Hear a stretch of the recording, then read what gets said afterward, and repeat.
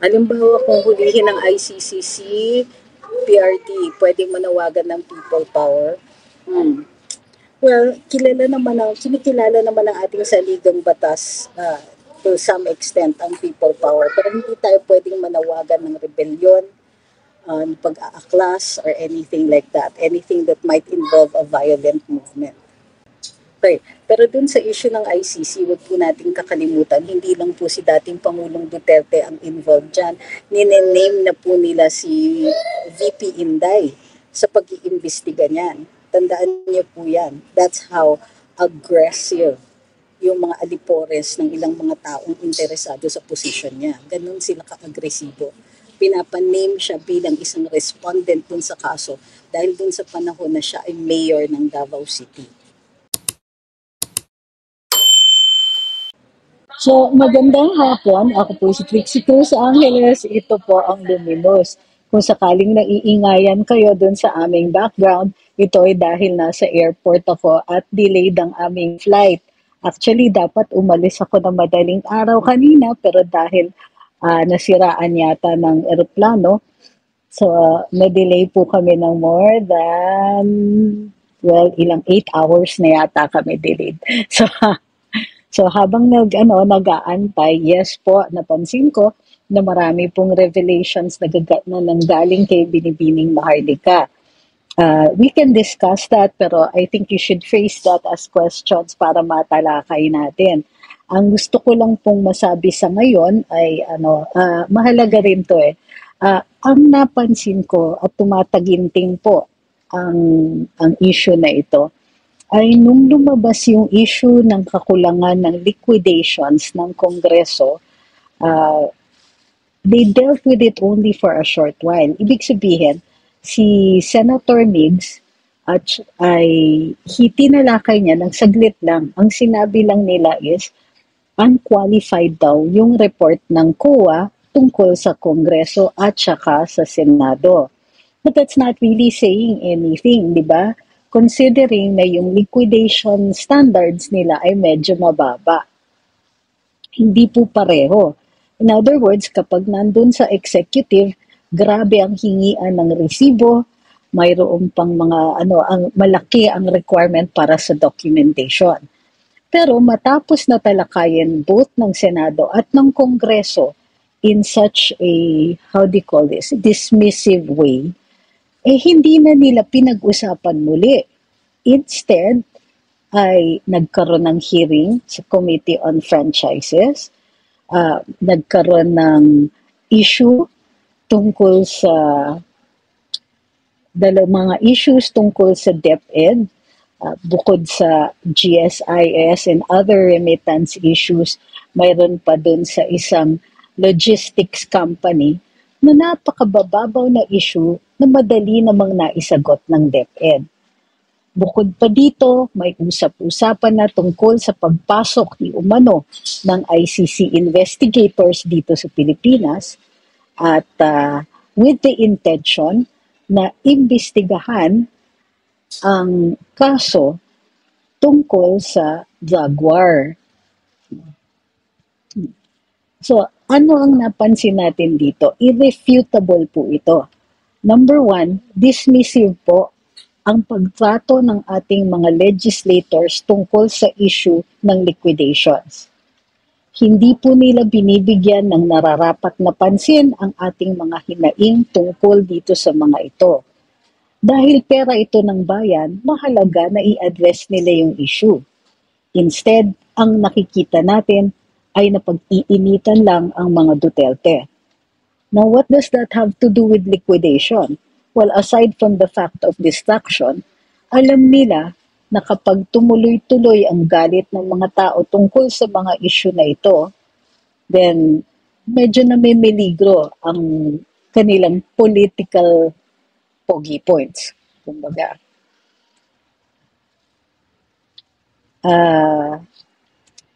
Sige, let's deal with some of your comments then, ha? Pasensya na po sa ingay, ha? Uulitin ko, nandito po ako sa airport. So, every so often, maririnig nyo yan yung mga announcements. So, sayang kasi yung oras, nag-iintay lang ako dito, eh. Alright. So, anong ibig sabihin nito kapag hindi nila masyadong pinagtutuunan ng pansin ang hinaing natin tungkol sa liquidations ng Kongreso at ng Senado? It means they don't really care what we think. Ang gusto nilang pagtuunan natin ng pansin ay yung mga issue tungkol sa mga Duterte. Unfortunately for them, medyo hindi kumakagat. Lalong-lalo na yung mga issue na binabato kay Vice President Inday Sara. Hindi lang yun ha. Hindi lang yung issue na binabato ang hindi natin pinaniniwalaan, kundi pati yung mga taong nambabato.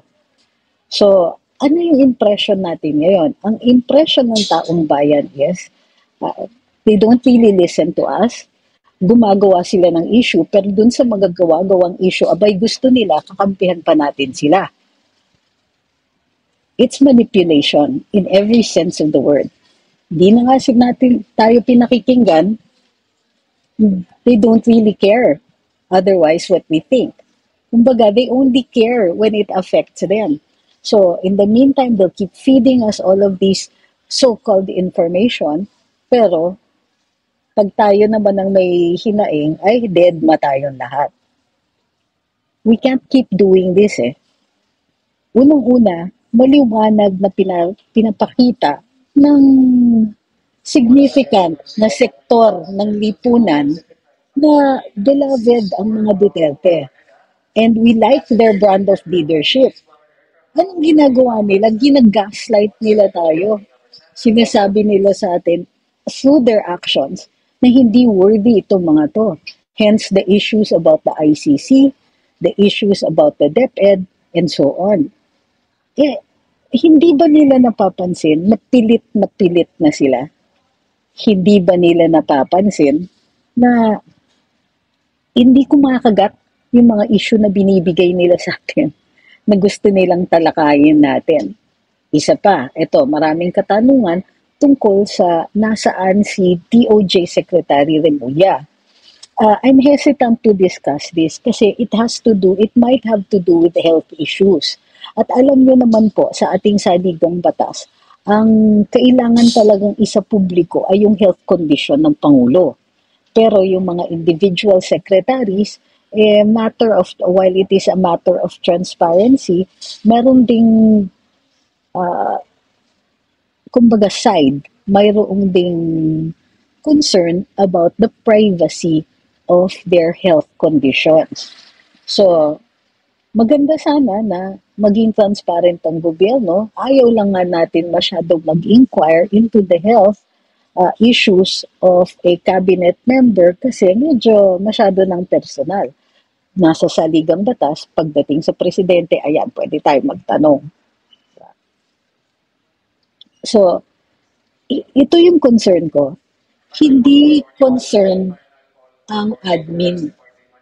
Hindi nila pinapansin na mayroon tayong concern for certain things. How our money is being spent. And alam niyo yung nakakatawa dyan is, hindi naman magiging issue yung tungkol sa liquidation kung hindi nila pinag-initan si Vice President Inday sa kanyang confidential funds.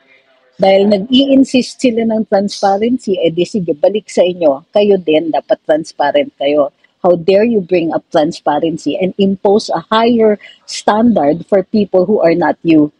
Pagdating sa Kongreso, sa Senado, dapat ganito lang ang transparency kasi importante daw ginagawa nila. Pero pagdating sa ibang tao, sa others, o kaya sa kanilang mga political enemies, then kailangan doon striktong-strikto. Galing ako sa gobyerno. Alam ko yung necessary documentation that's required to justify yung paggastos natin ng public funds. Hindi po pareho doon sa standards na ini-impose sa Kongreso. So, but despite the fact na tuloy-tuloy natin tinatanong, diba, hindi nyo pera yan, anong ginawa ninyo sa pera ninyo? Patuloy-tuloy yung tanong natin, dinededma nila tayo. Instead, bato sila ng bato ng issue na hindi naman kumakagat at nagpapakita lang sila ng oppressive behavior at saka dahas.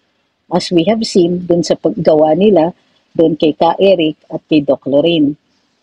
It's a matter of time, tingin ko, na after this, ira-ramp up nila Pasko kasi ngayon, bihirang nangyayari yung, well, pag Pasko, usually we're forgiving, peace on earth, goodwill to men tayo. Pero hindi ba nila napapansin na despite the Christmas season, mainit ang ulo natin tungkol sa kanila? Minsan sinasabi pa nga nila, ito, and this is one thing that I want to address also. Ang napapansin ko na hinahatid ng mga trolls sa ating mga walls ay sinasabi nila na masyado daw tayong atat. Masyado daw tayong nagmamadali na iupo si Inday. Excuse me, gaslighting na naman kayo. Hindi tayo atat na iupo si Inday. We were happy when BBM won. We were happy in the early days of the Marcos administration. Pure unity team talaga. Tuwan-tuwa tayo doon. And we were cheering on the unity team. But why all of a sudden ina-attack si VP Inday?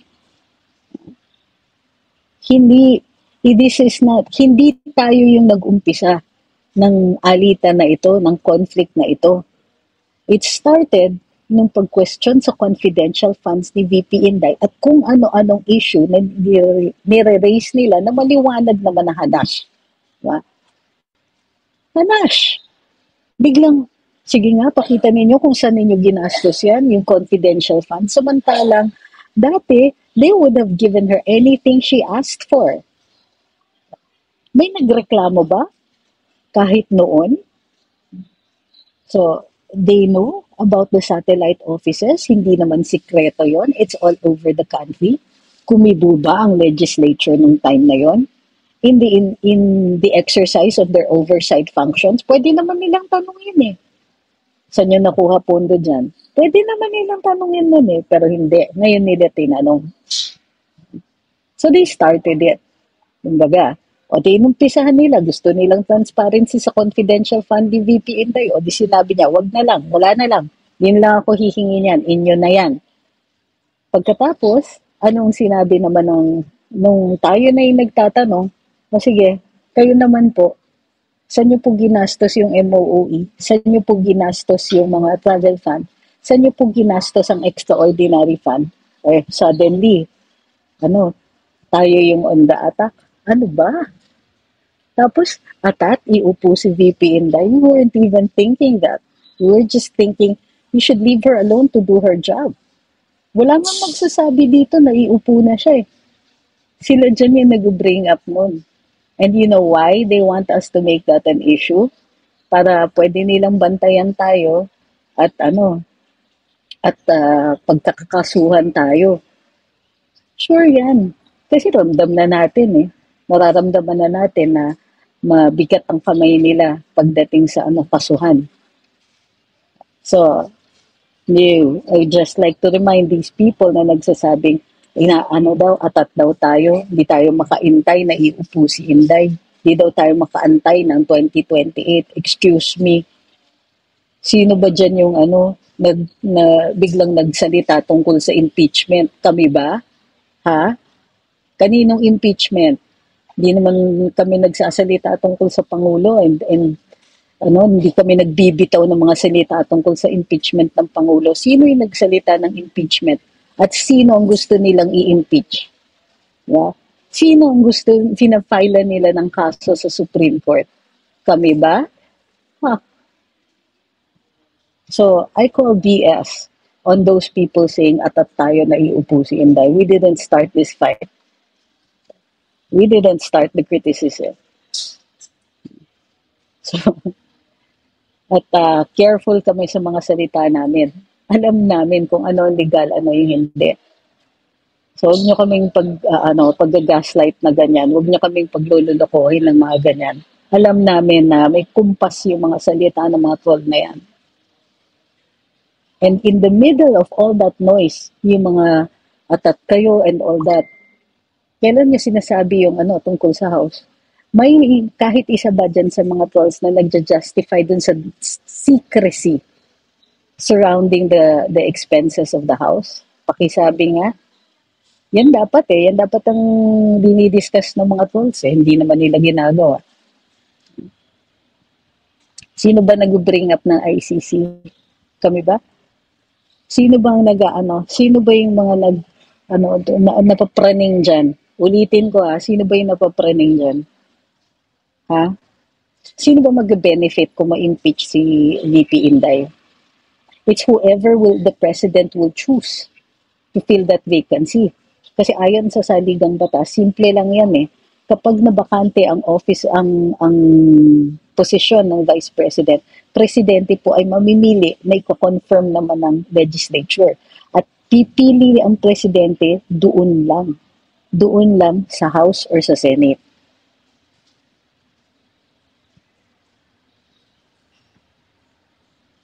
Uy, merong humihirit. Careful. Di daw ako careful. Sabit daw ako dun sa mga issue ni Vic Rodriguez. Sige, galingan mo yung argumento na yan.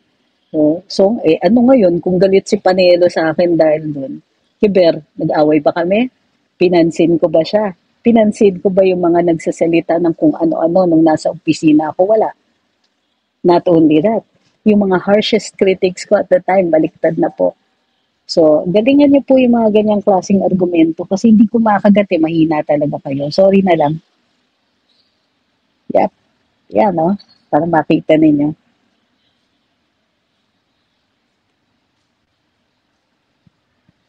So, yeah. Sino ba? Ulitin ko sino bang atat? Kanino ba pipiliin ang vice-presidente? Saan ba manggagaling ang choice ng presidente para i-fill up ang pwesto ng vice president kung ma-impeach siya? Saan manggagaling?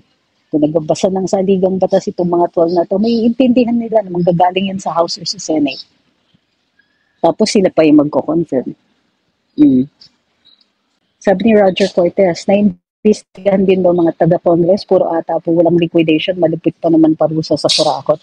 Well, hindi yun yung problema eh. May liquidation sila, pero iba yung standard for their liquidation. Tinatanggap po ng COA yung mas mababang standard para sa kanila. Ang tanong natin, in this day and age, pwede pa rin ba yun? Bakit magkaibang standard ng Kongreso dun sa standard ng executive? Ay kung ordinaryong kawani ng gobyerno yan, mababang rangko, hindi ba sandamakmak na resibo hihingin? Di ba isang damakmak na explanation? Tapos pag hindi mo napuno lahat ng resibo, babayaran mo, sorry mo yan. Otherwise, makakasuhan ka. Saan ba tayo nakakita? Kailan ba tayo nakakita ng kongresista o senador na nakasuhan din sa failure to liquidate? Sana? Meron ba? Uchu! Itong si Tranquility Music, isn't it high time to change the constitution from NCR-centric constitution to federal type? Wala akong problema baguhin ang saligang batas kung yun talagang ang hinihikayat ng taong bayan. Pero hindi ko pagkakatiwala dun sa mga taong nasa kongreso ngayon. Sila ba?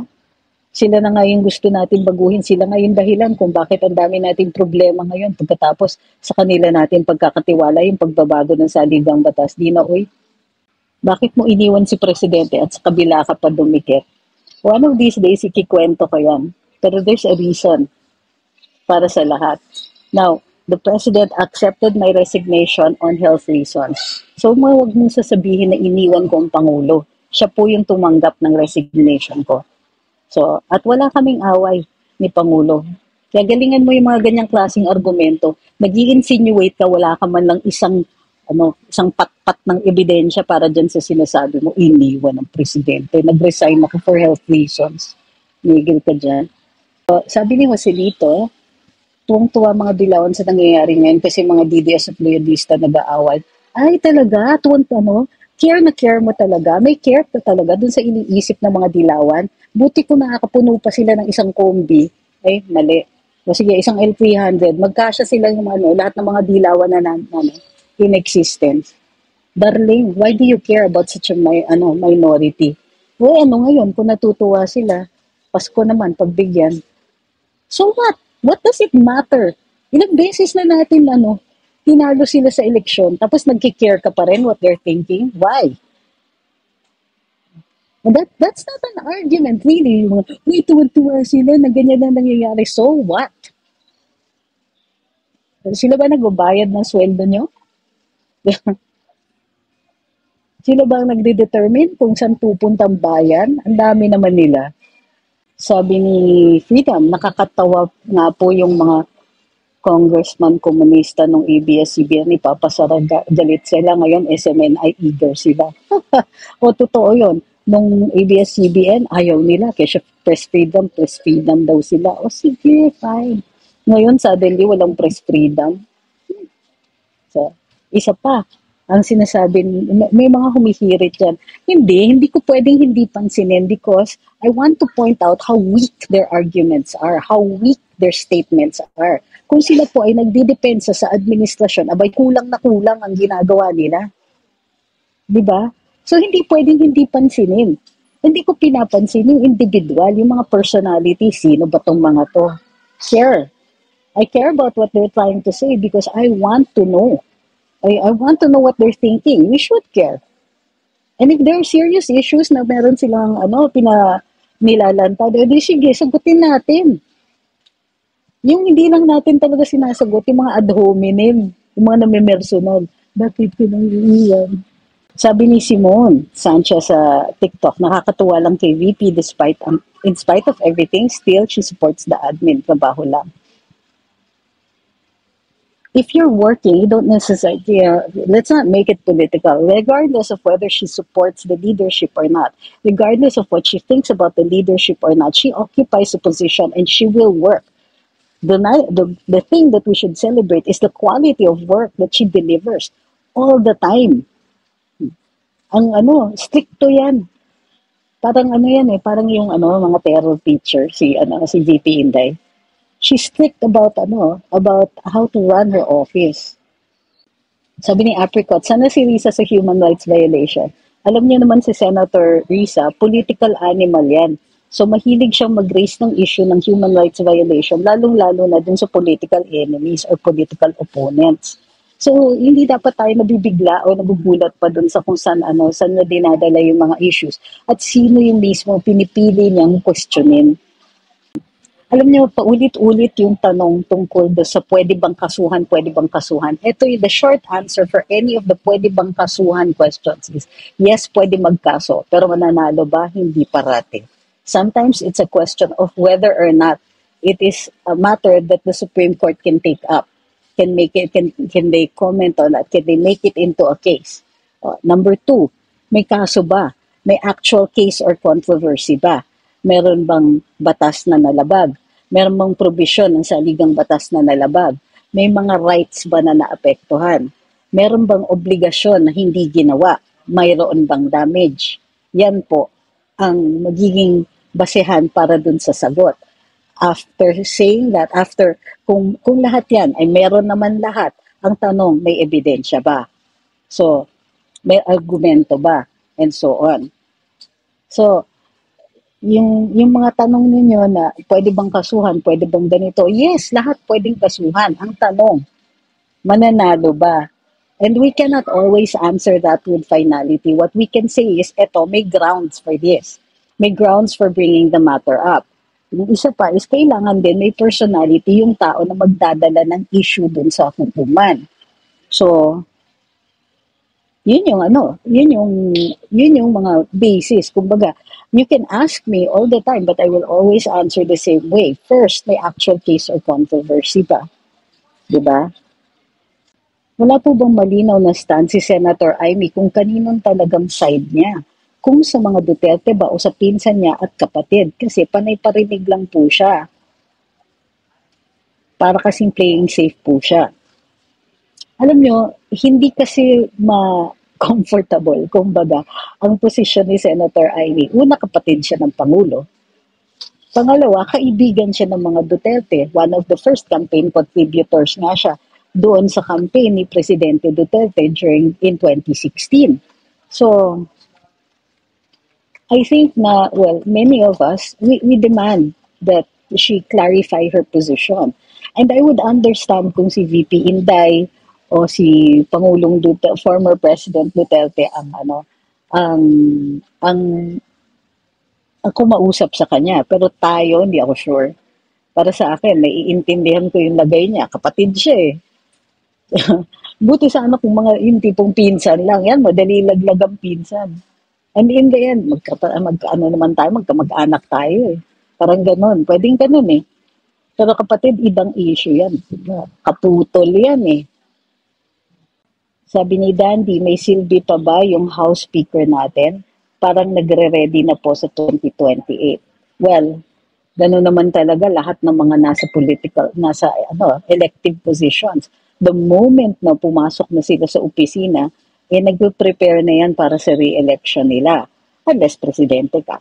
In which case, naghahanda ka na para dun sa successor mo.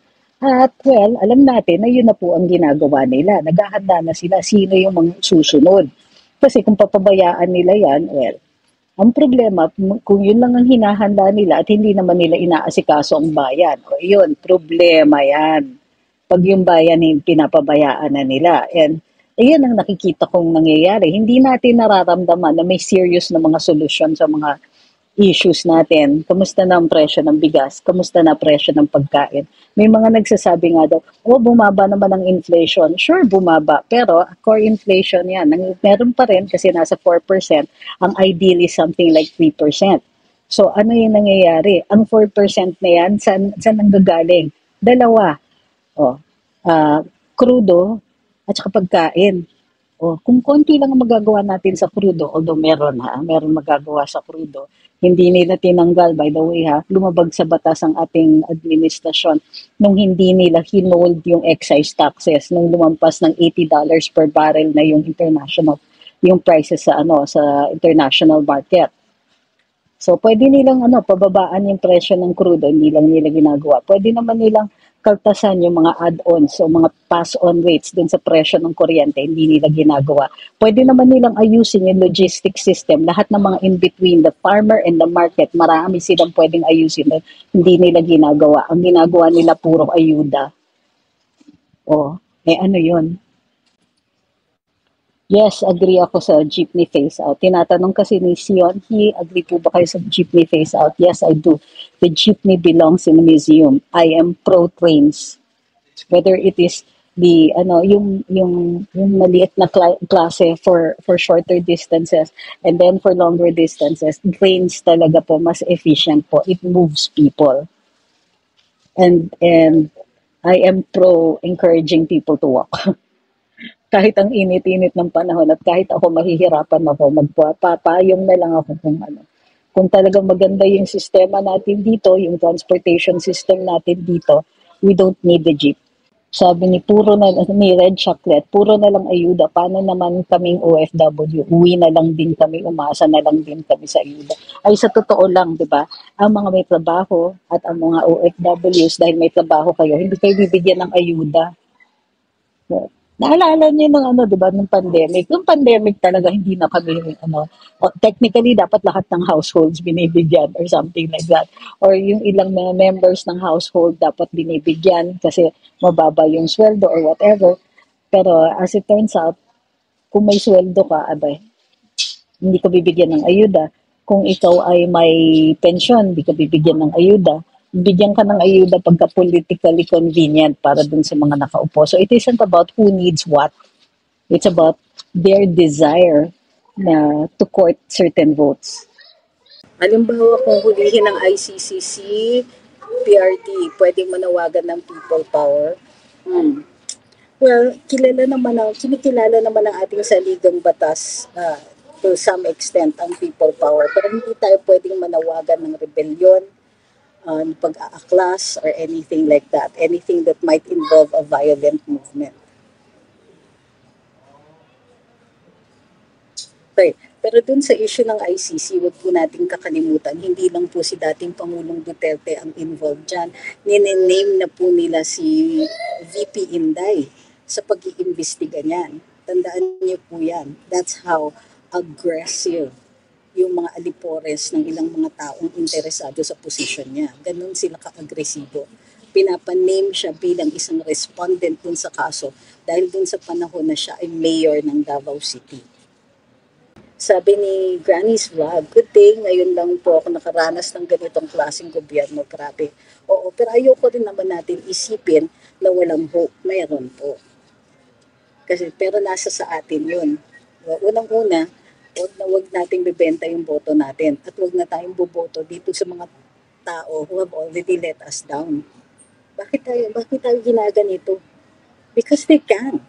Suddenly, may mga tao na nag-occupy ng matataas na posisyon sa gobyerno natin who don't really care about what we think, how we feel, or what we want. Kung gusto lang nila ang nananaig dito. Yun po ang tandaan natin. Hindi na po dapat mauulit yung mga ganyang klaseng tao. Tandaan din natin kung sino itong mga garapalan na binabaliwala ang karapatan pang tao, karapatan ng ating mga kasamahan or ating mga mamamayan. Sabi ni Cheska D, I think they're really after VP and this ICC thing. I think they're after all the Dutertes, personally. Pero may player nga may extra player dito sa sa formula na ito eh. May military. And while it's not healthy to rely on that, andyan pa rin sa salid ng batas eh. Diba? Huwag nating kakalimutan, the military is the protector of the people. The people. Sino yan? Tayo yan. The military, the AFP is the protector of the people and of the state. Ibig sabihin, minsan yung Estado, minsan yung gobyerno, sila yung kalaban. Sila po ang nang-aapi sa mga tao. At dun sa mga instances na gano'n, maaaring gumita ang AFP. Tandaan po ninyo yan. Sabi ni Philher, pero sabi nga dapat dito litisin, hindi ICC. It's a defense. Tandaan niyo po yun. Kumbaga, pinapadismiss natin yung kaso at ang depensa natin dyan ay significant dun sa soberanya natin. When we waive the certain part of our sovereignty, nung tayo ay pumasok dun sa Rome Statute that created the ICC, the International Criminal Court, may reservation tayo doon. Doon mismo sa Rome Statute nakalagay doon na kapag okay yung mga hukuman at dinudulog natin sa hukuman, umaandar yung justice system natin, hindi pa pwedeng pumasok dito, hindi pa pwedeng idulog sa ICC yung issue na ganito. Okay? Kailangan sinasagot ng ating gobyerno muna. So nagpa-imbestiga. Noong time na DOJ Secretary si Maynard Guevara, nagpa-imbestiga, may mga tinanggal na mga pulis, may mga nakulong na pulis. Enough ba yun? Well, that will depend dun sa kung ano yung appreciation ng ICC. So yun po yun. Kailangan ilagay natin sa konteksto. Hindi po enough na sabihin natin nakaka-insulto sa courts or all that. Or sasabihin na hindi, umaandar naman ang hukuman natin. Once pinasok na yun doon sa ICC, they will deal with that as an issue, as something that we have to prove. Okay? So hindi yun automatic. At least doon sa part nila. Para sa atin, to begin with, we do not recognize the ICC anymore. It is a discredited institution. This is not an institution that we can trust to handle any of these issues dahil sa 20 na taon na that they have been in existence. Wala po silang nagawa. Meron ba silang nakulong? At ang tingin ko dito, ang pagpasok ng ICC dito sa issue sa ating drug war, is not really for the sake of justice, pero to prove themselves to the world. Kumbaga, gusto nilang patunayan na may saysay pa sila despite the 20-year gap in any not a gap, but 20 years that they have not a single achievement that they can speak of.